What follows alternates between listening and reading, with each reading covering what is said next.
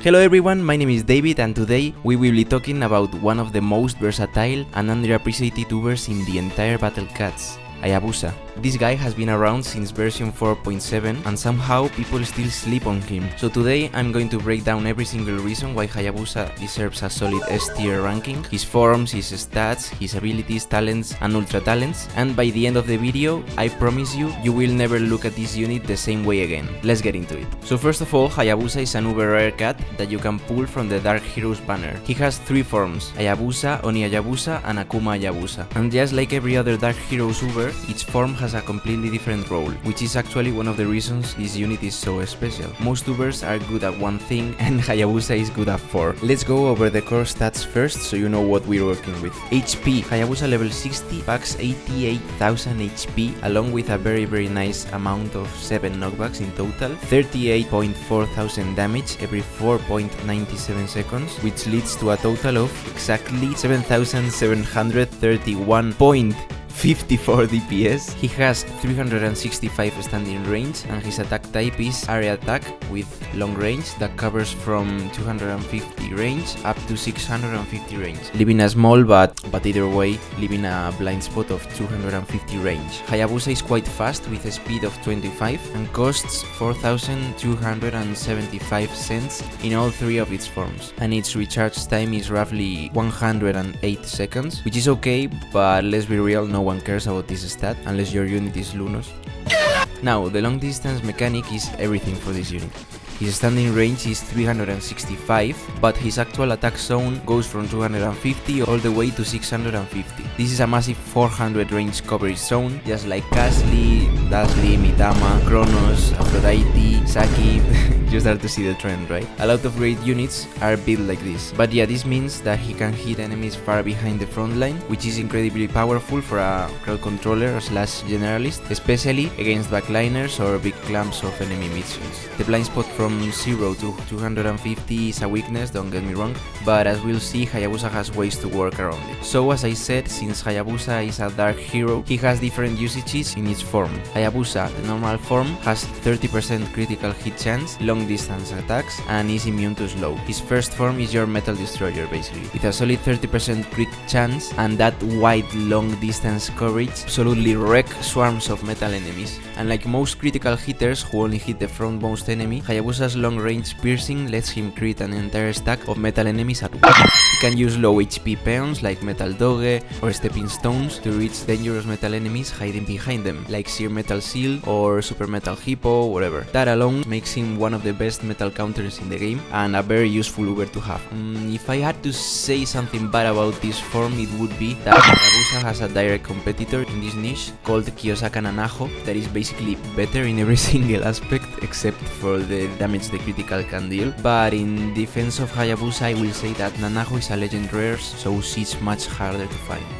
Oni Hayabusa has 50% chance to knock back aliens, 50% chance to slow aliens for 3.33 seconds, has immune to slow, and retains the long distance attacks. As you can see, the evolved form shifts his role completely. Now he becomes an alien crowd controller. His knockback and slow combo is extremely potent in chapters like Into the Future and Cats of the Cosmos, you know, early game. His long distance zone lets him reach alien backliners, just like it did with metal enemies. You know, those annoying Ursa Majors, Same Faces, Lemurs, whatever, ranged enemies that kill your cats before they even get close. Well, Hayabusa will make sure to keep them far back. With fast attack cycles, the slow has near 100% uptime when it procs, and the knockback helps repositioning. This keeps the alien frontline off your units and gives you a bit of breathing room. And finally, the true form pivots again. Now he targets zombies with the same knockback and slow combo. As he targets zombies, Hayabusa gets Zombie Killer, stopping zombies from reviving, which in my opinion is one of the most annoying mechanics in the game. But the real deal are the talents and ultra talents he gains in this form. Hayabusa has 5 regular talents that expand his roles quite a lot. They were added in version 11.4, so let's go through each one in priority order. First of all, at max level 10, Hayabusa has a 40% chance to pierce Aku enemy shields on each hit. This is enormous. Aku enemies have shields that block all status effects, meaning his knockback and slow are completely useless against shielded Aku unless shield piercing activates first. At 40% on a fast attack cycle, you will be breaking shields non-stop. Just look at this footage. Mauricio, I can't. I can't move it anymore. Maurice! This talent, along with its long range, effectively makes Hayabusa one of the best anti-Aku units in the game. Unlock this talent first, no exceptions. Second, we have Target Aku, which has a medium priority, but is still very good. Now that Hayabusa has pierced shields, you can give him this talent, allowing his knockback and slow to apply to Aku enemies. Together, they let you control Aku enemies just as effectively as he controls aliens or zombies, and using a stepping stone, he can even reach tricky backline Aku enemies like Fallen Bear, Wicked Face, with his long distance range. With that being said, if you already have strong anti-Aku options and you're running low on NP, this talent can wait. He also gets Resist Curse, which reduces Curse duration. Curse disables knockback and slow, but doesn't affect the shield piercing or zombie killer, so his kit isn't completely shut down. In my opinion, it's not worth investing in P here unless you have everything else maxed and you just want him to be hyper maxed. So defense buff.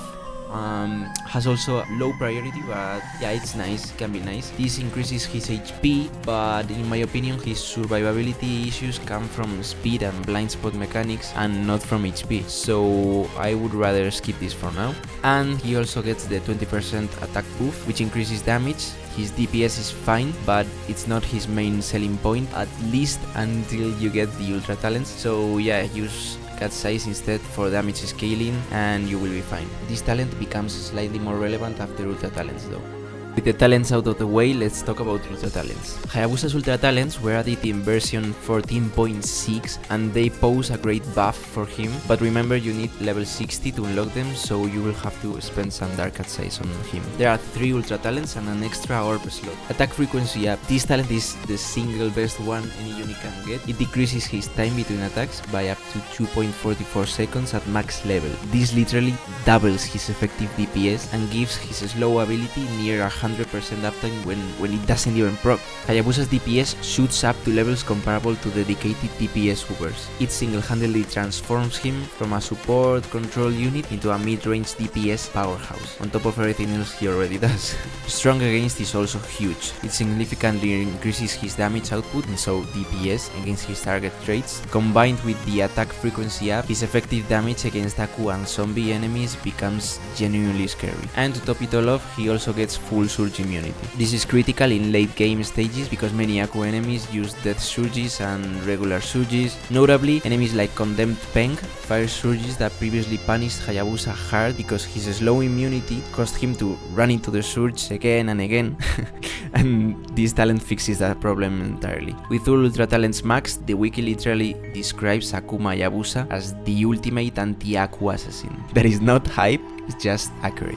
Hayabusa is part of the Enter the Ninja Cat combo, so you can pair him with Ninja Cat for a medium speed boost, which can be useful for aggressive pushing strategies or whatever you're into. However, his high speed 25 is also a double-edged sword because he tends to rush forward and get stuck in his own blind spot against melee enemies. Yeah, to counter this, maybe use fast mid shields, don't deploy him first, and I guess most importantly, beware of borrowing zombies that can sneak onto him. I recommend using Fallen Bear Cat because it's quite spammable and it will most likely knock back any zombies in Hayabusa's blind spot. He also pairs naturally with any team that benefits from backline sniping, and yeah, it works especially well in stages with Stepping Stone, as I said, Stepping Stone enemies that he can use to reach high priority targets. Alright, let's get into the real reason this unit earns his S tier rank, and it starts with one number: 17,953 DPS. That is the base DPS of Akuma Hayabusa at level 60, and that's before we factor in anything else. Let me put that into perspective for you. Once you fully invest into his attack frequency up, his attack interval drops so dramatically that his effective DPS skyrockets past 25,000 against Aku enemies. Combine that with strong against Aku multiplier on his already huge hits. 46,000 base damage per hit is very respectable for a mid-range uber. 40% chance of shield piercing, so the damage actually connects through the Aku shields. Aku targeting, making every knockback and slow stick on Aku enemies, and the long distance distance from 250 to 650 coverage, hitting multiple Aku enemies stacked together. When you put all of this together, Akuma Hayabusa is not just good against Aku, he's one of the premier Aku destroyers in the entire game. We're talking late game content like Aku Realms, the hardest stages in the Cats of the Cosmos outbreaks. These are the stages where most units fall apart. Hayabusa thrives in them. Why this matters in the late game? Well, the late game of Battle Cats is dominated by Aku enemies, so yeah, Aku Realms alone has over 40 stages of pure Aku content. Most anti-Aku options are either too expensive, too slow, or don't have the range to deal with Aku backliners like Fallen Bear, Le Behemoth, and Hagando, for example. Hayabusa has the range, Hayabusa has the DPS, and Hayabusa has the crowd control abilities. Hayabusa has the surge immunity. He checks every single box that a late game Aku counter needs to check. If you're grinding Aku Realms or pushing deep into endgame content, this unit alone can trivialize fights that would otherwise take you dozens of attempts. And that is not an exaggeration. That's genuinely what a maxed out Akuma Hayabusa does. And here's the kicker, he's still useful everywhere else. This is why Hayabusa goes from really good to genuinely S tier for me. Because remember, an Uber slot can be a massive investment for some players. Cat size, MP, ultra talents, these are all limited resources, and most Ubers you invest in are single purpose tools. You max them out and you use them for one type of stage and that's it. They sit gathering dust in the other 80% of the time. Hayabusa is not that unit. The moment you finish an Aku stage and move to a metal stage, you don't need to switch units, you just swap forms to his base form, and now you have one of the best anti-metal critter units in the game. Got an alien stage next, well, you can swap to Oni Hayabusa and suddenly you have a... Well, to be honest, you'd be much safer with something like Misleaf for alien crowd control, but I guess he can work on stages like that too. Got a zombie stage, change to the true form again, and with zombie killer, you will be fine. And for general stages with maxed ultra talents, his DPS is so high that he functions as a perfectly viable generalist mid-range rusher, even against non-targeted traits. So the final verdict, this in my opinion is what S tier means. Not busted against one thing, but elite at one thing, great at 3 others, and usable everywhere else. You invest in Hayabusa once and you get a top tier Aku destroyer for endgame with 69,000 damage, nice. A best in class metal counter for Stories of Legends, Uncanny Legends, and whatever. A decent alien crowd controller for Into the Future and Cats of the Cosmos for early game. A zombie crowd controller with great damage per hit and almost 100% uptime. And you even get a generalist rusher with over 17,000 DPS. 5 rolls, 1 unit, 1 investment. In my opinion, this is a matched value, and that is exactly why Hayabusa deserves to sit firmly in S tier. If you pulled him and have the NP to invest in his ultra talents, in my opinion, you are genuinely missing out on one of the most versatile units in the entire game. And also, he looks very cool. So there you have it, the complete breakdown of why Hayabusa is an S tier Uber. Whether you're rolling for him in Dark Heroes or Metal Busters, or you have him sitting unused, I hope this video convinced you to give him the MP and Dark Cat size that he deserves. And let me know in the comments, I'm really curious to know what tier would you put Hayabusa in. I love to see the debate. Anyway, that was it. Hope you liked the video, and if you did, consider subscribing. And as always, thanks for watching and see you in the next one.